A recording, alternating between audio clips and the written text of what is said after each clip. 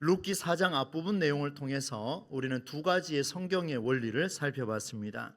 보아스와 기업을 물을 1순위와의 대화에서 찾을 수가 있었는데, 이 두 사람의 대화 속에서 이 보아스가 마주한 상황이 얼마나 독특했는지, 얼마나 가치 있는 상황이었는지를 말씀을 통해서 우리가 살펴봤었습니다.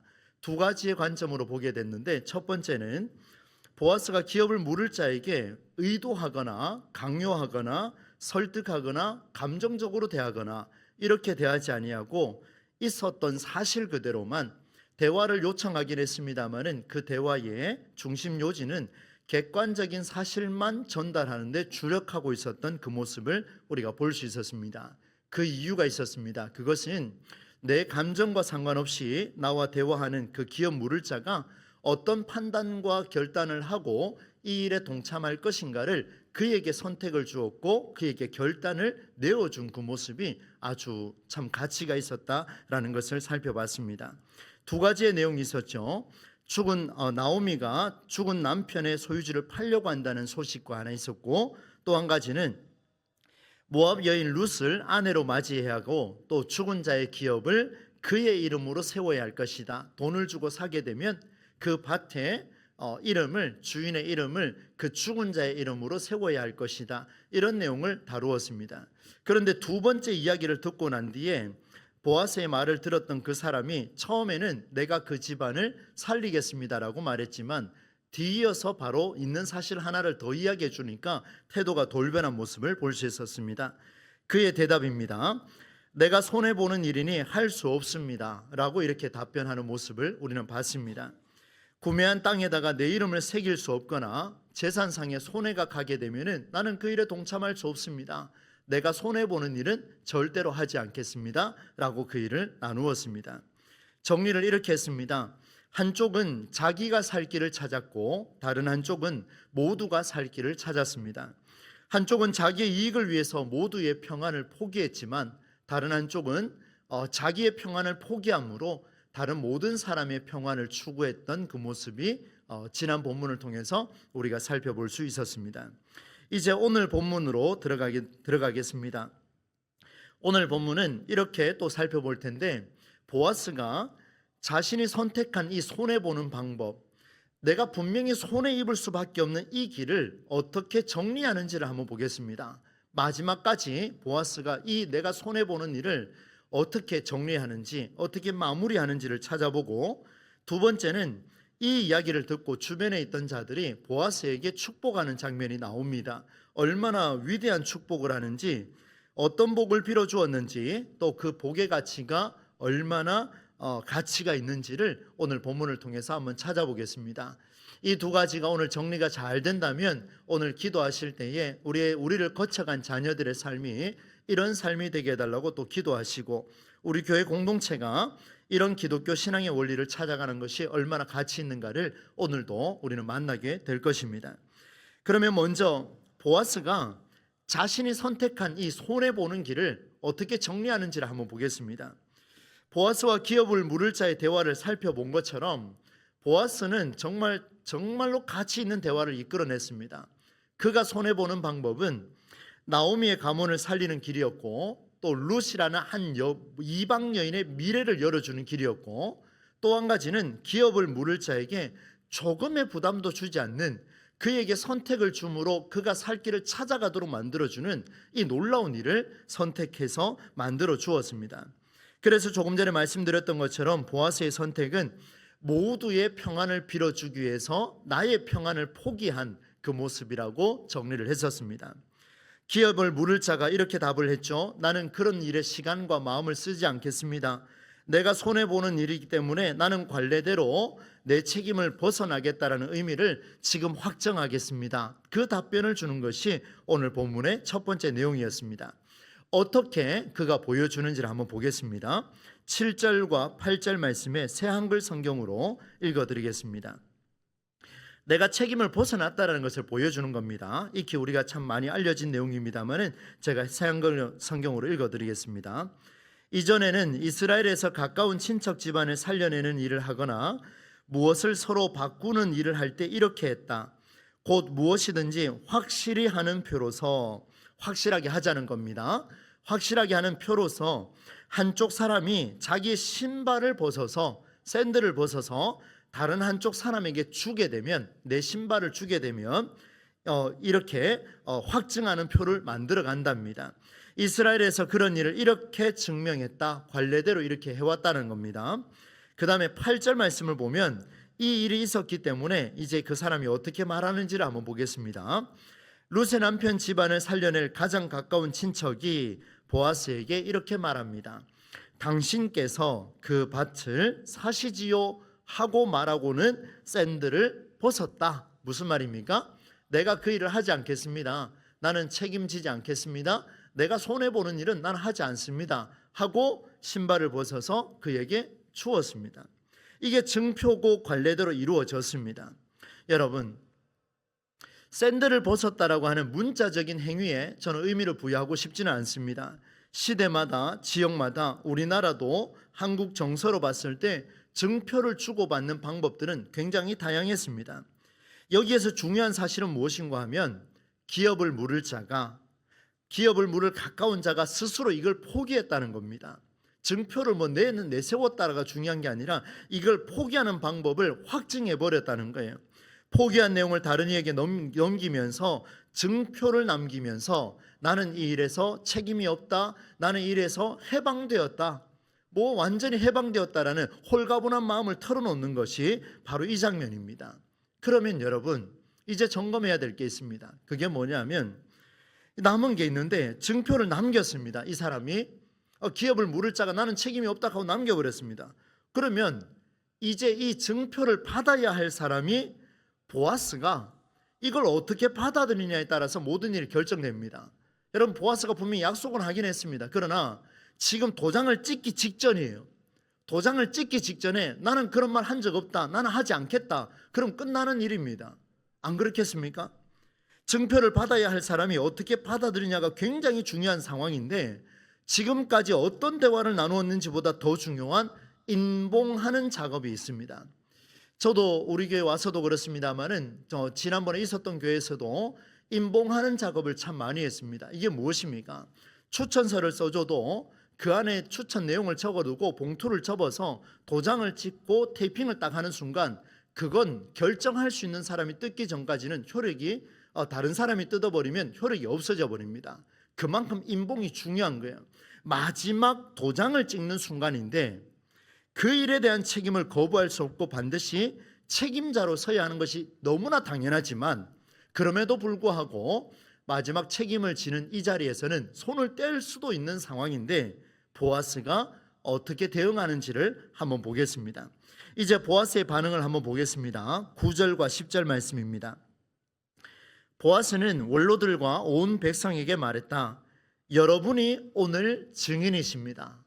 내가 지금 도장을 찍는데 샌들을 받았으니까 이걸 내가 받아들일 텐데 여러분이 오늘 증인이십니다. 이렇게 말했습니다. 그리고 엘리멜렉에게 딸린 모든 것과 길뇽과 말론에게 딸린 모든 것을 나오미의 손에서 내가 사드리겠습니다. 다 돈 주고 사겠다는 거예요. 그 다음 10절 말씀, 말론의 아내였던 모압 여자 룻도 나의 아내로 받아들입니다. 맞아들입니다. 지금까지 있었던 내용을 그대로 지금 재설명을 하고 있습니다. 죽은 우리 형제 이름을 그가 나누어 받은 땅에 그대로 붙여두려고요. 이름을 그대로 유지하겠다는 겁니다. 죽은 우리 형제 이름을 그의 형제들 가운데서 그가 살던 곳의 성문에서 없애버리지 않으려고요. 그리고 또 뭐라고 이야기하냐면 여러분이 오늘 증인이십니다. 지금 9절과 10절 말씀에 그들에게 약속을 했습니다. 내가 나오미의 집안에서 그 밭을 살 겁니다. 기업을 살 겁니다.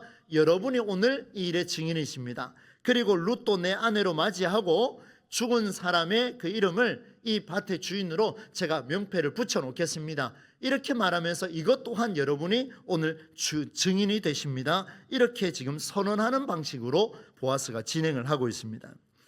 보아스가 이렇게 함으로 두 가지를 확인하게 되었는데 여러분 잘 한번 경청해 보십시오. 두 가지를 확인하게 되는데, 하나는 스스로 이 모든 사람 앞에서 선언한 이 내용이 변하지 않도록 나 혼자만 알고 있는 게 아니고 여기 있는 모든 사람이 알 수 있도록 선언함으로 마음이 변하지 않도록 하겠다라는 자신과의 약속을 내세우는 장면입니다. 여러분, 우리는 인간관계 속에서 특히 교회 공동체 안에서 서로 간의 약속을 참 많이 합니다. 더군다나 우리는 말씀 앞에서 내 자신을 걸고 하나님 앞에 약속할 때가 있습니다. 내 직분을 걸고 약속할 때도 있습니다. 어떤 회의의 자리에서나 어떤 공동체 선교의 전도의 자리에서나 어떤 모임에서나 우리는 약속을 많이 하고 있습니다. 그렇게 우리는 마음이 변하지 않겠다라고 약속을 하고 있는데 모든 사람 앞에서 내가 예스라고 대답하는 그 자리가 얼마나 무게 있는가를 보여주는 게 바로 이 보아스의 모습에서 우리는 확인할 수가 있습니다. 첫 번째가 그 내용입니다. 그런데 놀라운 사실은 두 번째입니다. 왜 두 번째가 중요하냐면 앞서 말씀드렸던 것처럼 보아스는 이 일을 통해서 나오미의 가문도 살리고 룻의 미래도 보장해주고 기업을 물을 사람에게 조금의 부담을 주지 않는 그 선택과 결단을 허락해 주었습니다. 그런데 이 모든 사람 앞에서 공포함으로 어떤 역사가 일어났냐 하면 바로 이 역사적인 현장에 있던 성읍의 사람들과 원로들이죠. 우리 지금 성경에는 장로라고 표현하고 있는데 어른들에게도 평안을 열어준 선택이 되었다라는 사실입니다. 여러분 잘 이해하셨습니까? 지금 보아스가 여러분이 오늘 이 일의 증인이십니다 라고 말하는 순간 나오미도 살리고 룻도 살리고 기업을 물을 자의 선택도 존중해주고 더욱이 여러분이 이 일의 증인이십니다, 여러분은 이 일에 모두가 책임이 없습니다, 제가 이 일의 책임자입니다 라고 말해주므로 그 역사적인 현장에 있던 성읍의 사람들과 그 주변에 있던 어른들에게도 평안을 열어주는, 그래서 여러분 이게 얼마나 위대합니까? 평안을 열어준 사건이 바로 이 본문의 내용입니다. 어떻습니까?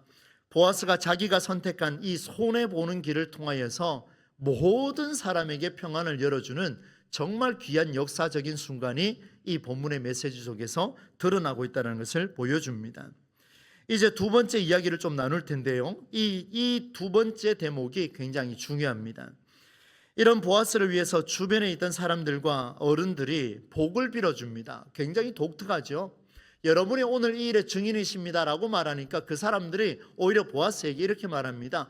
나도 우리도 당신에게 이 일의 증인이 될 것입니다, 이렇게 표현했습니다. 어떤 일을 복을 빌어주는지를 한번 보겠습니다. 11절과 12절 말씀인데요, 이 말씀이 얼마나 위대한 가치가 있는지를 이제 한번 보도록 하겠습니다. 성문에 있던 온 백성과 원로들이 말했다. 그리고 그 다음에 뭐라고 되어 있습니까? 같이 읽어보겠습니다. 우리가 증인입니다. 여러분 보셨죠? 지금 보아스가 여러분이 증인입니다, 내가 하는 이 일에. 그런데 이번에는요, 그들이 우리가 증인이라고 표현하는 거예요. 잘 보셔야 됩니다. 그 다음 여호와께서부터 같이 읽겠습니다. 시작. 여호와께서 그대의 집안에 들어오는 여자에게 이스라엘 집은 세운 두 여자 라헬과 레아에게처럼 해주시기 바랍니다. 그대가 에브라다에서 부를 이루고 베들레헴에서 이름을 날리기 바랍니다. 이게 첫 번째 복이에요. 잘 기억해 두시고 이제 두 번째 복을 보겠습니다. 12절입니다. 시작. 그대의 집안이 베레스의 집안처럼 되기 바랍니다. 다말이 유다에게 낳아준 베레스의 집안처럼요. 여호와께서 이 젊은 여자를 통해 그대에게 주실 후손한테서 말입니다. 아멘. 지금 두 가지의 복을 빌어주는데 둘 다 주어가 뭐라고 되어 있냐면 여호와께서 그리고 여호와께서 이 일을 행하시면 우리가 증인이 될 것입니다 라고 말하는 게 이 본문에서 드러나고 있습니다. 그러면 여러분 이 말씀을 오늘 저와 여러분이 나의 말씀으로 한번 받으시면 좋겠습니다. 저도 말씀을 준비하면서 하나님, 저의 이 부족한 종의 가문과 저의 자손들, 앞으로 살아가야 할 저희 집 딸과 아들이 이제 고3, 고1을 맞이하면서 얼마나 긴장이 될까, 이런 생각을 하면서 제가 한번 그 복을 빌어주면서 이런 기도를 한번 해봤습니다. 그래서 이 말씀이 오늘 저에게도, 저의 가정에도 꼭 내 말씀으로 주어져야 되겠다, 이런 마음으로 오늘 가져왔습니다. 여러분 한번 보십시오. 보아스가 손해보는 선택, 그가 손해보는 선택을 했습니다. 그런데 결단코 헛되지 않을 거라는 주변 사람들이 판단하고 있습니다. 이게 놀라운 거 아닙니까? 지금 보아스가 다 손해보겠다라고 선언해버렸는데 그 일을 보고 주변의 사람들이 전부 다 한결같이 하는 이야기가 그건 절대로 헛되지 않을 것이다, 이렇게 표현해 준 거예요. 얼마나 위대한 선택인가를 보여줍니다. 이 일이야말로 여호와 하나님으로부터 오는 복을 받는 유일한 길이라고 선언해 버렸는데, 내용을 한번 볼까요? 우리가 증인입니다. 우리가 증인입니다. 당신이 증인입니다. 이 사람이 증인입니다. 그런 얘기가 아니고 우리가 증인입니다, 이렇게 표현하고 있는 그 모습이 들어 있습니다. 여호와께서 너의 선택에 있어서 지나치지 아니하고 복을 주실 것이다. 너가 손해보는 선택을 했지만 그러나 그것은 절대로 헛된 것이 아니다. 여호와께서 이렇게 복을 주실 것이다 라고 선언한 것이 이 본문의 메시지입니다. 사랑하는 여러분, 기독교 정신을 살아가는 신앙인이라면 저와 여러분이 모두의 평안을 추구하는 선택에 반드시 서야 합니다.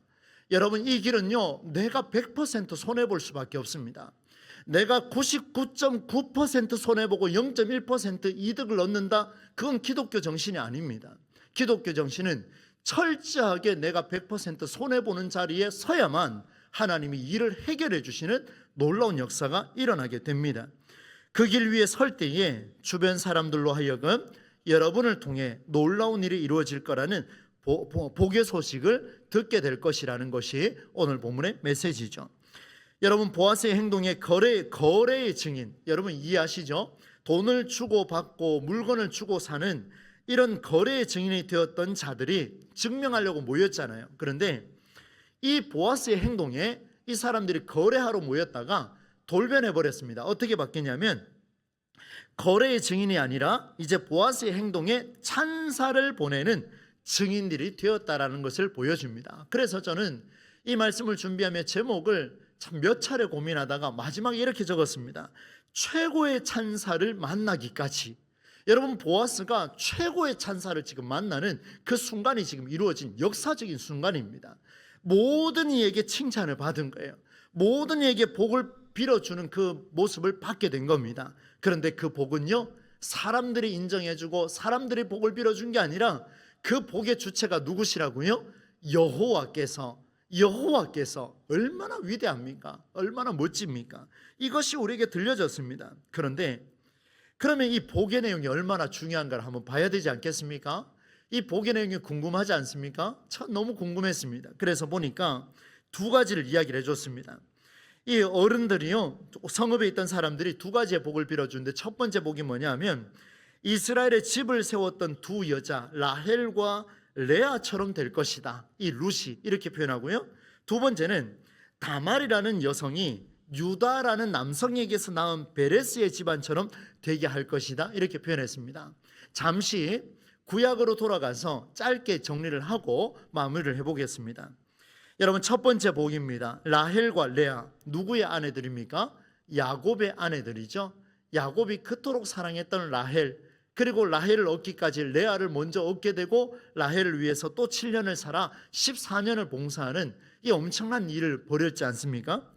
레아를 통해서 낳은 아들이 누구냐면 루벤과 시므온, 레위, 유다, 이사갈, 스불론입니다. 그리고 라헬을 통해서 낳은 아들이 누구냐면 요셉과 베냐민이죠. 물론 그 두 여성의 종들을 통하여서 단, 납달리, 갓, 아셀을 낳기도 했습니다. 중요한 것은 이 레아와 라헬이라는 두 여성을 통하여서 12아들 중에 8명의 아들이 태어났고, 더 중요한 것은 요셉을 통해서 야곱의 가문이 성경의 역사가 될 수 있도록 만들어준 그 통로가 누구냐면 라헬이라는 여성이 되었다라는 사실입니다. 그리고 조금 전에 말씀드렸던 레아를 통하여서 유다 자손이 흘러가더라는 거예요. 얼마나 멋집니까? 이 두 여성의 복처럼 룻을 그렇게 만들어 주실 것이다, 룻이 그렇게 될 것이다, 이렇게 표현했습니다. 여러분, 라헬과 레아는 야곱과 결혼함을 통하여서 이 야곱의 가문, 이스라엘의 가문을 이끌어주는 유일한 통로가 됐습니다. 그런데 이방 여인 룻은 지금 뭘 해도 지금 그 일을 할 수가 없는 상황입니다. 보아스가 룻과 결혼을 함으로 어떻게 됩니까? 이제 룻을 통하여 유다 가문에서 흘러나왔던 그 하나님의 역사가 그대로 이어지기를 원합니다라고 보여주는 게 이 대목이에요. 이것이 첫 번째 통로라면, 두 번째 내용은 조금 우리가 살펴봐야 되는데, 다말이라는 여성이, 이 여성이 유다라고 하는 시아버지입니다. 시아버지. 다말이 유다에게서 낳은 베레스. 여러분, 이 말이 좀 이상하지 않습니까? 며느리가 지금 시아버지하고 동침을 해서 아들을 하나 낳았는데 그 베레스처럼 되게 할 것이다. 근데 이게 복의 내용이에요. 복의 내용이요. 이 굉장히 독특한 내용이 지금 벌어진 겁니다. 말도 안 되는 이 지금 이 일이 벌어졌는데, 이것을 복의 내용으로 빌어줬는데, 더 놀라운 것은 여호와께서 이것처럼 만들어 주실 것이다, 이렇게 표현한 거예요. 굉장히 충격적인 이야기죠. 들어보십시오. 유다에게는 3명의 아들이 있었습니다. 엘과 오난과 셀라라는 아들이 있었습니다. 그런데 어느 날 장자 엘이 하나님 보시기에 악하다고 하셔서 이 사람이 죽게 됩니다. 그러면 예전에 고엘이라고 하는 유대 율법에 따르자면 어떤 일이 벌어지냐면, 장자와 결혼한 그 여성이 있다면 장자가 죽게 되면 이 가업을 이어가려고 하면 누가 이 여성과 다시 혼인을 맺어줘야 되냐면, 고엘 제도를 통하여서 둘째가 형수하고 결혼을 해줘야 됩니다. 그리고 결혼을 해서 아들을 낳아줘야 됩니다. 장자의 계보가 이어져야 되거든요. 너무 당연하죠. 우리도 예전에 그런 일도 참 많이 있었지 않습니까? 이게 지금 이제 이렇게 이어지는데, 근데 여러분 조금 이제 제가 표현을 좀 부드럽게 한번 해보겠습니다. 이 둘째가 형수하고 이제 맞이하려고 들어갔다가 관계를 맺긴 맺었는데, 이제 성경에 표현을 하자면 땅에다가 이것을 내놨다가 이렇게 표현하고 있습니다. 그러니까 어떻게 됐습니까? 합방을 하는 게 아니고 거부해 버린 겁니다. 그러니까 이것을 보고 악하다고 표현하셔서 하나님이 또 둘째도 죽게 내버려두는 이런 현상이 벌어졌습니다. 야, 유다가 보니까 기가 막히죠. 첫째 아들도 죽었죠. 둘째 아들도 죽었죠. 이제 남은 게 셋째 아들 하나밖에 없습니다. 근데 이 아이가 나이가 어려요. 그래서 다말에게 이렇게 말합니다.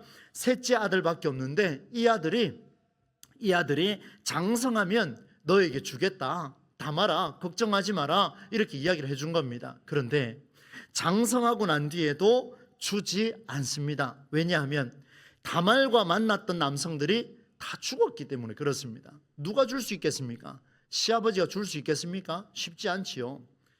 그래서 과부의 옷을 입어 과부로 평생 살아가야 할 이 유다의 며느리 다말이요, 이제 시아버지 유다의 태도를 굉장히 이상히 여깁니다. 지금 마지막에 셋째 아들 셀라가 지금 장성했는데도 남편으로 주지 않는 거예요.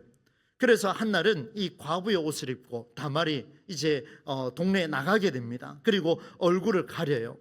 과부의 옷을 벗었습니다. 그러니까 누가 봐도 과부인지를 모르는 거예요. 얼굴을 가렸습니다. 그때에 술에 조금 취했던 이 유다가 며느리를 이제 몸을 팔고 있는 이런 그 여성으로 착각을 하고 이 유다가 그 여성과 동침하게 됩니다. 누구랑 동침하게 됩니까? 며느리와 동침하게 되죠. 이 기가 막힌 일이 벌어진 겁니다. 그래서 이 며느리가요, 증표를 주십시오 이렇게 요청을 합니다. 그래서 증표를 받았는데 도장이랑 끈이랑 지팡이를 딱 받습니다. 그리고 그날 밤으로 인해 다말은 시아버지로 인하여서 임신하게 돼요. 참 이래 꼬여도 이렇게 꼬일 수가 있겠습니까?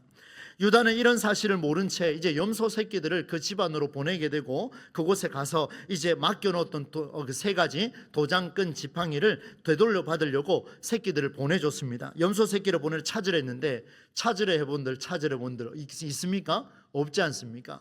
그로부터 석 달이 지났습니다. 갑자기 누군가가 찾아왔습니다. 유다에게 말해줍니다. 선생님 난리 났습니다. 당신의 며느리가 어디 나가서 놀았는지 모르겠는데 임신해서 들어왔습니다.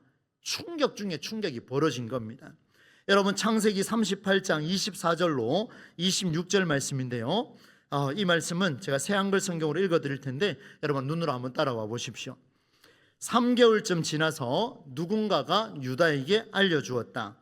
어르신의 며느리 다말이 놀아났어요. 게다가 보세요, 막 놀아나다가 아이를 가졌다고요. 제가 좀 부드럽게 표현했지만 이 사람만큼 승질내면서 이야기했지 않겠습니까? 그때 유다가 이렇게 말합니다. 뭐라고 말한지 한번 보세요. 우리 새한글 성경이 정말 적나라하게 표현해놨습니다. 다말을 끌고 나와 불태워버려, 이렇게 표현했습니다. 끔찍한 일이 벌어진 거예요. 25절입니다. 다말은 끌려 나오면서 시아버지에게 사람을 보내 말을 전했다. 얼마나 두렵겠습니까? 지금 죽을 상황이 됐으니까 목숨을 걸고 이제 한마디를 전한 겁니다. 이 물건들 주인의 아이를 제가 가졌습니다. 이 물건은 도장과 끈과 지팡이의 주인이 누군지 밝혀주십시오. 이렇게 선언해 버렸습니다.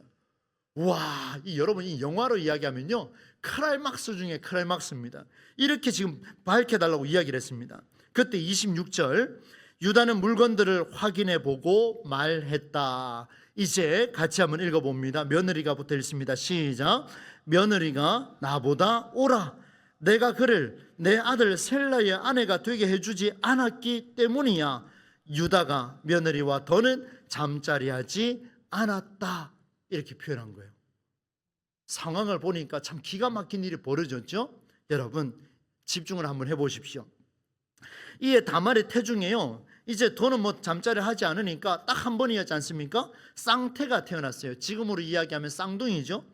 이에 태어난 두 아이 중에 하나의 이름이 누구냐면 베레스입니다. 베레스라는 아들이 태어났는데, 여러분 지금까지 제가 말씀을 드렸습니다만 다말의 이야기는 정말로 비정상적인 이야기입니다. 그러나 여러분 이 비정상적인 이야기 안에서 우리가 찾아야 할 게 있습니다. 그게 뭐냐면 오늘 룻의 행동과 거의 유사한 원리적인 차원에서 볼 수가 있습니다.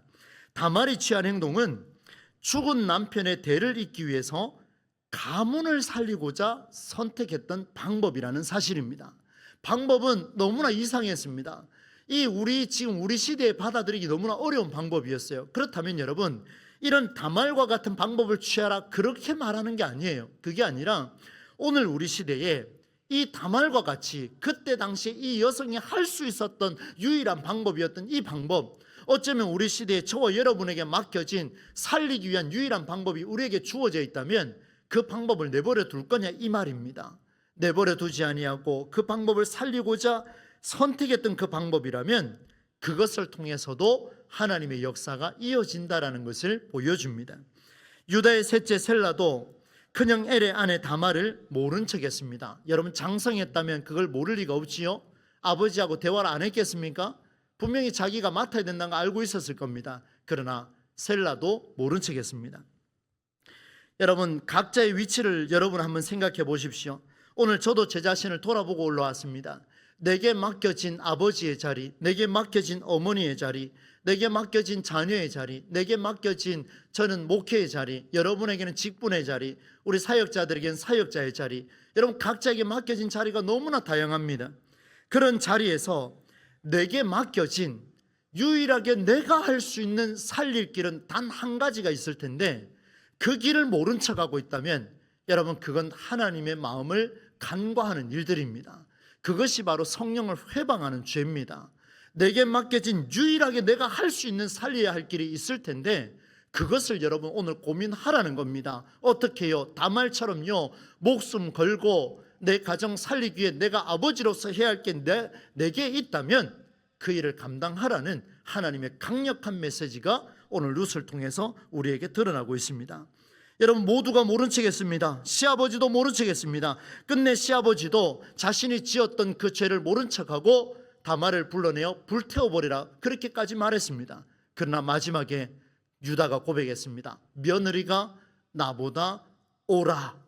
나는 내 가문을 살리기 위해 어떤 행동도 취하지 않는데 며느리는 외부에서 들어왔음에도 불구하고 내 가문을 살리고자 저렇게 몸을 쓰고 힘을 썼구나. 나보다 옳구나. 나보다 옳구나. 이 일을 이야기한 겁니다. 사랑하는 여러분, 적어도 우리가 신앙생활을 한다면 이런 말을 한번 들어봐야 안 되겠습니까? 연세 많으신 어르신부터 어린아이 이르기까지 우리 동부제일교회는 이런 신앙의 삶을 한번 살아보면 좋겠습니다. 당신이 나보다 오라. 그 이유는 나보다 똑똑해서, 나보다 직분이 높아서, 나보다 더 경험해서, 천만의 말씀요, 나보다 목사님이 더 하나님 앞에 서니까요, 그거 아닙니다. 그게 아니라 우리가 들어야 할 소리는 나보다 당신이 옳습니다. 이유는 당신이 나를 살리기 위해, 당신이 이 가정을 살리기 위해, 당신이 이 교회 공동체를 살리기 위해 그 일을 감당하셨기 때문에 당신이 나보다 옳습니다. 이 이야기, 여러분 남의 이야기가 아니라 우리가 들어야 할 메시지가 아니겠습니까? 말씀을 정리하겠습니다. 오늘 보아스는 샌들을 건네받으면서 법적 권리를 샀습니다. 그런데 여기에 초점을 두시면 안 됩니다. 법적 권리만 산 게 아니라 한 가문의 고통과 책임을 졌습니다. 자신의 평안을 내어줌으로 나오미와 룻과 기업을 물을 자의 선택을 존중했습니다. 그러나 더 놀라운 사실은 오늘 본문에 나타난 것처럼 그 성읍 사람들과 그리고 어른들에게 이르기까지 모두에게 평안을 열어준 어마무시한 그런 이야기의 결단이 드러났습니다. 그의 선언은 단순한 구매 사건이 아니라 돈을 주고 사는 그런 매매가 아니라 자신이 선택한 손해를 역사 앞에 공식적으로 도장을 찍은 임봉한 사건이라는 것을 보여줍니다. 이것이 우리에게 첫 번째 필요한 신앙의 삶이죠. 그리고 두 번째, 보아스는 주변의 사람들의 입술을 통해서 이렇게 받았습니다. 우리가 당신에게 증인이 될 것입니다. 우리가 일의 증인이 될 것입니다. 두 가지의 복이었죠. 라헬과 레아처럼 룻이 그렇게 될 것입니다. 그리고 베레스를 낳았던 다말처럼, 지혜로운 여성 다말처럼 룻도 그렇게 될 것입니다. 보아스여, 당신의 아내가 될 룻을 통하여 당신의 가문이 살아날 것입니다.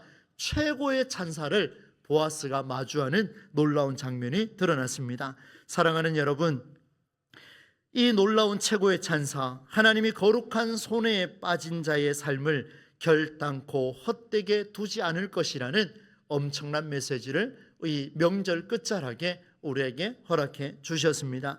오늘 수요기도에 참석하신 여러분 모두의 기도를 통하여서, 여러분의 삶을 통하여서 여러분이 생명을 살리고자 몸부림쳤기 때문에 옳다라는 이야기를 들으시고 그 일을 통하여 여러분의 가문과 자녀들의 삶이, 이 평안의 삶이 그대로 유지되고 이어져가는 놀라운 은혜가 나타나기를 간절히 소망합니다.